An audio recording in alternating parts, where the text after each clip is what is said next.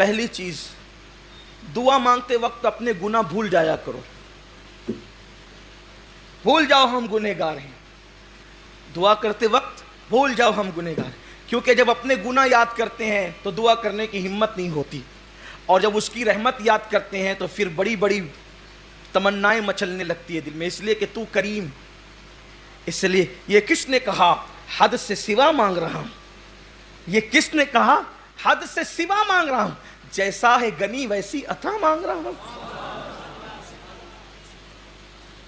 جیسا ہے گنی ویسی. اور دیکھو اس کے یہاں مانگنے میں چھوٹی مانگو یا بڑی مانگو اس کو برا نہیں لگتا. اللہ کے رسول فرماتے ہیں میرے جوتے کے تسمے ٹوٹتے ہیں تو یہ میں اللہ سے مانگ. اب کوئی بڑے مالدار کے گھر شادی کے دن جا کے کوئی کہے ذرا ایک ہڈی دے دے، تو وہ کہے گا میں ہی ملا تھا مذاق اڑانے کے لیے، مجھ سے ہڈی مانگ رہا ہے جبکہ میرے دسترخوان پہ ہزاروں لوگ کھا رہے ہیں. تو کہا اچھا ٹھیک ہے پورا کھانا اٹھا کے دے دے. تو کہا اب یہ بھی اس سے بھی بڑی کوئی مذاق تھی، ارے پورا کھانا اٹھا کے تجھے دوں گا تو اوروں کو کیا کھلاؤں گا. ایک شخص ایک بادشاہ کے پاس گیا، کہنے لگا ایک چونی دے دو. تو کہا کہ کم سے کم میری حیثیت تو دیکھی ہوتی، میں بادشاہ ہوں تو مجھ سے چونی مانگ رہا ہے. کہا اچھا پوری سلطنت دے دو. تو کہا اپنی حیثیت تو دیکھی ہوتی، اپنی ہے، لیکن میرے اللہ کے یہاں یہ نہیں ہے. چونی مانگ یا سلطنت مانگ وہ عطا کرتا، کمی نہیں. گڑ گڑاؤ مانگو. ہو دعا کے آداب میں سے آداب ایک ادب یہ ہے کہ دعا کرتے وقت اپنے گناہ بھول جاؤ، اس کے کرم پہ نگاہ رہے، اس کے کرم کو یاد کرو، عنایتوں کو یاد کرو. اور دوسری بڑی چیز کہ دل حاضر رہے دعا کرتے. یہاں تو حال یہ ہے کہ ربنا آتنا فی الدنیا حسنہ. پوچھو یہ ربنا آتنا کیا ہے؟ کبھی سوچا بھی ربنا آتنا؟ جو دعا مانگو اور دعا میں دل حاضر نہ ہو وہ دعا رد ہے، بلکہ وہ دعا ہے ہی نہیں. کم سے کم بندہ جو مانگ رہا ہے وہ تو تجھے پتا ہو کہ تو مانگ کیا رہا ہے. یہ رٹو توتے والی دعائیں مقبول نہیں ہیں.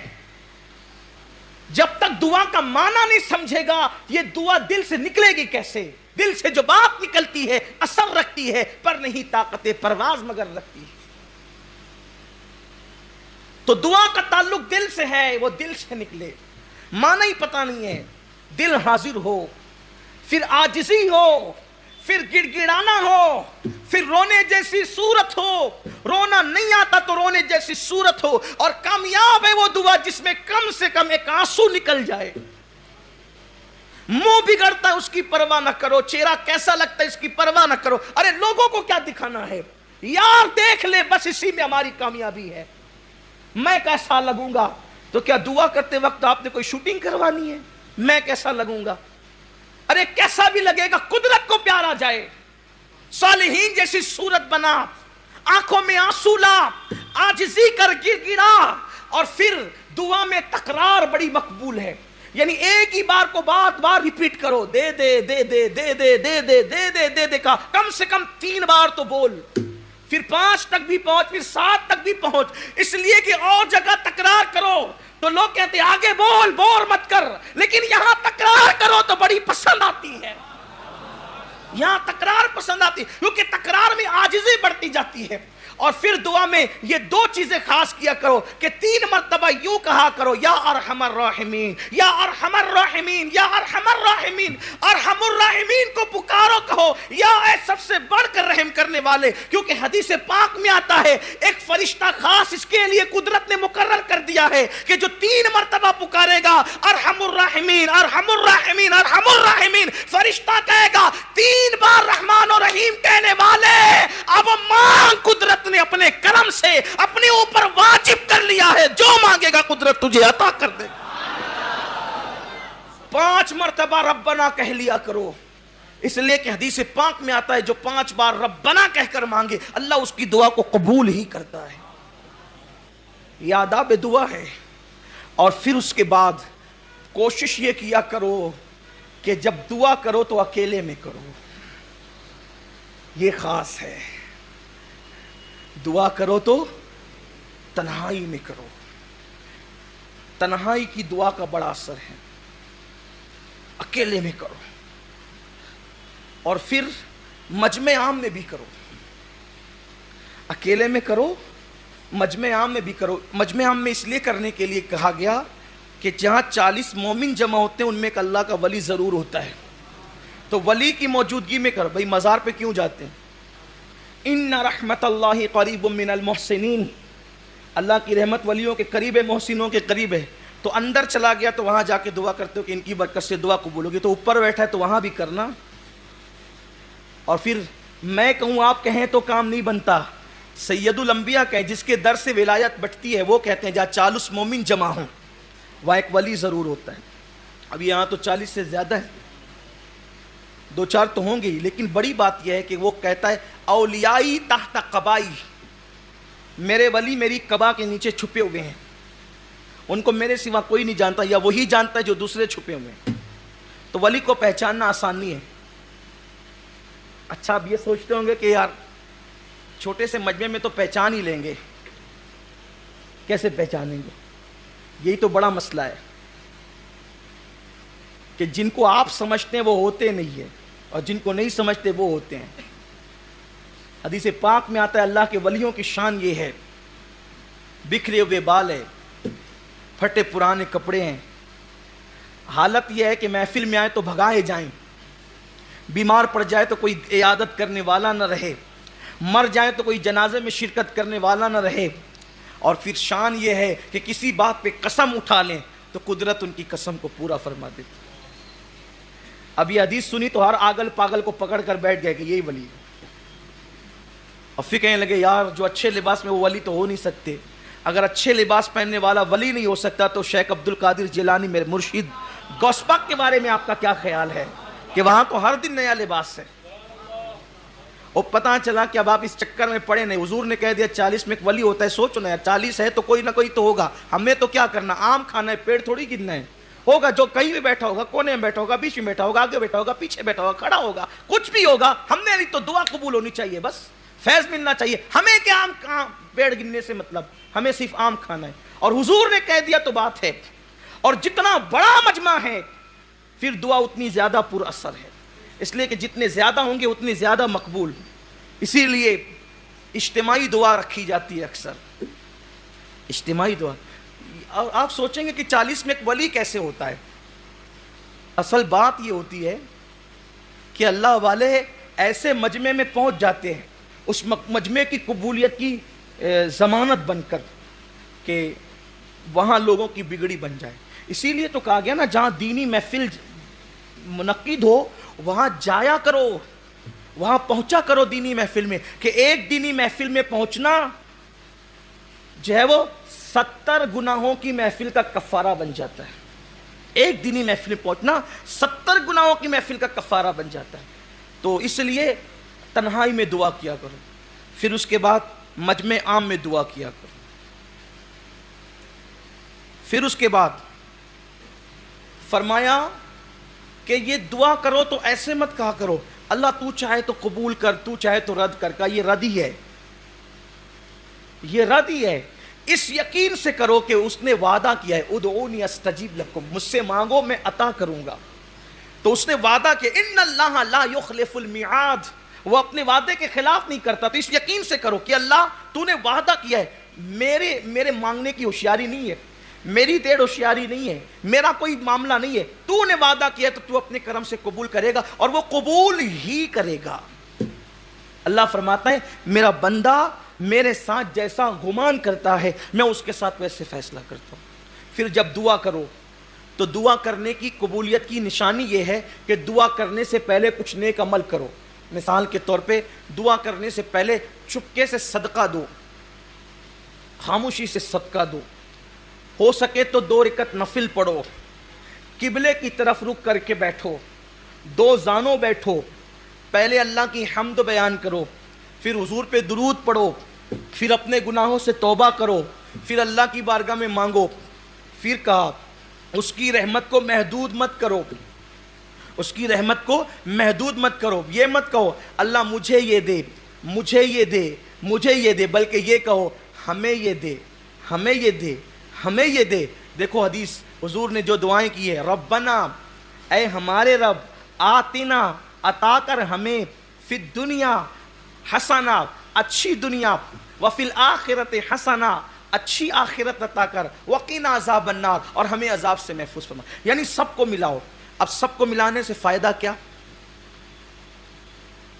میں دعا کر رہا تھا مجھے دے، نعمت کا مستحق نہ تھا، لیکن کہا ہمیں دے، پوری امت کو ملایا تو پوری امت میں کوئی تو مستحق تھا، تو میں مستحق نہ تھا، وہ مستحق تھا. میں اپنے لیے مانگ رہا تھا، ممکن ہے مستحق نہ تھا، نہ ملتا، لیکن اب وہ پوری امت کو ملایا تو امت میں کوئی نہ کوئی تو مستحق ہوگا. اب وہ مستحق کو ملے گا تو میں تھوڑی محروم رہوں گا، کیونکہ میں نے سب کے لیے مانگا ہے، تو اس کے صدقے میں میری بھی بگڑی بن جائے گی. اس لیے سب کو شامل کیا کرو. اور پھر اللہ نے حضرت موسیٰ کلیم سے کہا، اے موسیٰ، میرے موسیٰ، ایسی زبان سے دعا کر جس سے تو نے گناہ نہ کیا ہو. اے موسیٰ، ایسی زبان سے دعا کر جس سے تو نے گناہ نہ کیا ہو، وہ دعا قبول ہے. اللہ کے کلیم نے عرض کی، مولا ایسی زبان کہاں سے لاؤں؟ حالانکہ یہ تو تواضع اور عاجزی ہے، ورنہ اللہ کا نبی تو معصوم ہے. اللہ کا نبی تو معصوم ہے. عرض کی ایسی زبان کہاں سے لاؤں؟ اللہ نے فرمایا کسی بندے سے اپنے لیے دعا کروا، اس لیے کہ اس زبان سے تو نے گناہ نہیں کیا. حالانکہ نبی تو بے گناہ ہے، لیکن ہمیں تعلیم دی جا رہی ہے آپ نے میری زبان سے گناہ نہیں کیا، میں نے آپ کی زبان سے گناہ نہیں کیا، تو میری زبان آپ کے لیے دعا کرے گی تو قبول ہوگی، اور آپ کی زبان میرے لیے دعا کرے گی تو قبول ہوگی. اللہ اکبر. اسی لیے میرے آقا فرماتے ہیں جب کوئی مومن کسی مومن کے پیٹھ پیچھے دعا کرتا ہے، اچھا یہاں تو سامنے دعا کرتے ہیں، پیٹھ پیچھے تو غیبت ہی کرنی ہے، برائی کرنی ہے، ایک دوسرے کی قبر ہی کھودنی ہے. اللہ کے رسول علیہ السلام فرماتے ہیں جب کوئی مومن کسی مومن کے پیٹھ پیچھے دعا کرتا ہے تو اس کی دعا ایسی ہے جیسے عرفات میں حاجی کی دعا ہوتی ہے، اور وہ قبول ہی ہوتی ہے. اب پتہ چلا دوسری حدیث پاک میں آتا ہے جب تم کسی مومن کے لیے دعا کرتے ہو، مثال کے طور پہ اللہ فلاں کو روزی عطا فرما، تو فرشتہ کہتے ہیں اللہ کے بندے تو نے اس کے لیے روزی مانگی، اللہ تجھے پہلے دے گا، بعد میں اس کو عطا فرمائے گا. اس لیے پیٹھ پیچھے دوسرے کے لیے دعا کیا کرو، اللہ اس کو مصیبت سے بچا، اللہ اس کو رحمتیں عطا فرما. اور دعا میں اول بھی درود، آخر بھی درود. اس لیے کہ مولانا امام المتکلمین مولانا نقی علی خان رحمۃ اللہ علیہ فرماتے ہیں کہ دعا کا شہپر ہے درود. شہپر پرندے میں جو اس کے بازو ہوتے ہیں نا، کئی پر ہوتے ہیں، شہپر اس کو کہتے ہیں جو بڑا پر ہوتا ہے اور اس کی وجہ سے پرندہ اوپر اڑتا ہے، اس کو شہپر کہتے ہیں. تو کہتے ہیں دعا کا شہپر درود ہے. وہی دعا اوپر جاتی ہے جو درود کے پر کے ساتھ ہوتی ہے. جس دعا میں درود نہیں ہوتا پھر وہ دعا فاروق اعظم کہتے ہیں زمین اور آسمان کے درمیان لٹکی معلق رہتی ہے جس میں درود نہیں ہوتا. اس لیے کہ اول درود مقبول، بعد میں درود مقبول. اللہ کی شان سے بعید ہے کہ وہ پہلا قبول کرے آخری قبول کرے، بیچ کا چھوڑ دے. پہلا قبول کرے گا آخری قبول کرے گا تو بیچ کا بھی قبول ہی کرے گا. تو درود پڑھ کے دعا کیا کرو، اور پھر جب دعا کرو پیٹ میں بھی حلال ہو، جسم پر بھی حلال ہو، اس کا خیال کرو. اور جہاں بیٹھ کر دعا کر رہے ہو زمین پاک ہو. اللہ والوں کے آستانے کے قریب بھی دعائیں قبول ہوتی ہے، اللہ والوں کے آستانے کے قریب بھی دعائیں قبول ہوتی ہیں. کچھ ایسے موقع ہیں کہ ایسی گھڑیوں میں دعا رد نہیں ہوتی. شب جمعہ میں دعا رد نہیں ہوتی، جمعہ کی شب میں دعا رد نہیں ہوتی، جمعہ کے دن بھی دعا رد نہیں ہوتی. اور جمعہ کے دن دو ٹائم ایسے ہیں جو دعا کے لیے بڑے اکسیر ہے، بہت مؤثر ہے. دو ٹائم، ایک وہ جب امام خطبہ دینے کے لیے منبر پہ جا رہا ہوتا ہے، اس وقت دعا فوراً قبول ہوتی ہے. اور دوسرا جو جمعہ کی آخری گھڑی آتی، جمعہ کی جو لاسٹ گھڑی آتی ہے، اختتامی گھڑی، یعنی غروب آفتاب کے وقت، مغرب سے کچھ پہلے غروب آفتاب کے وقت، وہ دعا کے لیے بہت مؤثر وقت ہے، بہت قبول ہوتی ہے دعا. پھر اذان کے بعد سے لے کے پانچوں وقت، اذان کے بعد سے لے کر جماعت کھڑی ہونے تک، شیخ ابو طالب مکی قوت القلوب میں لکھتے ہیں اذان اور جماعت کے درمیان دعا کی قبولیت ایسے ہے جیسے شب قدر میں دعا قبول ہوتی ہے. پھر اس کے بعد نماز کے بعد جو فرض نماز کے بعد جو دعا کی جاتی ہے وہ بھی رد نہیں ہوتی، وہ بھی قبول ہوتی ہے. دونوں خطبے کے درمیان جو دعا کی جاتی ہے وہ بھی رد نہیں ہوتی، وہ قبول ہوتی ہے. اسی طرح بقرعید کی شب یعنی عید الاضحیٰ کی شب میں دعائیں قبول ہوتی ہیں، وہ پوری رات دعا قبول ہوتی ہے. رجب کی پہلی شب میں پوری رات دعا قبول ہوتی ہے. شب عید الفطر میں پوری رات دعا قبول ہوتی ہے. شب قدر میں جو 27ویں شب عام طور پہ ہوتی ہے پوری رات دعا قبول ہوتی ہے. رمضان المبارک میں چاند دکھنے سے لے کے جو ہے وہ چاند شوال کا نظر آنے تک یا جو ہے وہ اختتامی روزے کا آخری روزے کا سورج غروب ہونے تک ہر سیکنڈ، ہر پل، ہر ساعت دعا قبول ہوتی ہے. وہاں اس پورے مہینے میں کبھی دعا رد نہیں ہوتی. پورا مہینہ گویا کہ سیزن ہے مانگنے کا. کتنا مانگنا ہے مانگو، مانگتے مانگتے تھکو گے، دیتے دیتے کبھی نہیں تھکتا. کیا شان ہے میرے مولا کی. تو شب عید الفطر رمضان شریف کا پورا مہینہ، پھر اسی طرح سے شب برات، پھر اسی طرح سے جب کسی کا انتقال ہو، جب کسی کی روح نکلتی ہو تو وہاں بھی رحمت کے فرشتے ہوتے ہیں. تو وہاں زبان سے کوئی ایسا کلمہ مت نکالو، اس لیے کہ وہاں جو بھی باتیں ہوتی ہیں فرشتے اس پہ آمین کہتے ہیں. تو روح نکلتے وقت کا معاملہ بھی بڑا جو ہے وہ قبولیت دعا کا ہوتا ہے جب کسی کے، اور خاص طور پہ روح نکلنے کے بعد جب کسی مومن کی آنکھیں بند ہوتی ہے اس وقت بھی دعا قبول ہوتی ہے. یہ بھی دعا کی قبولیت کا وقت ہے. اسی طرح بارش برستی ہے تو بھی دعا قبول ہوتی ہے، دعا مستجاب ہوتی ہے. دیکھو دعا تو ہر وقت قبول ہوتی ہے، یہاں جو قبول ہونے سے مراد ہے وہ یہ ہے کہ دعا کا اثر جلدی ظاہر ہوتا ہے.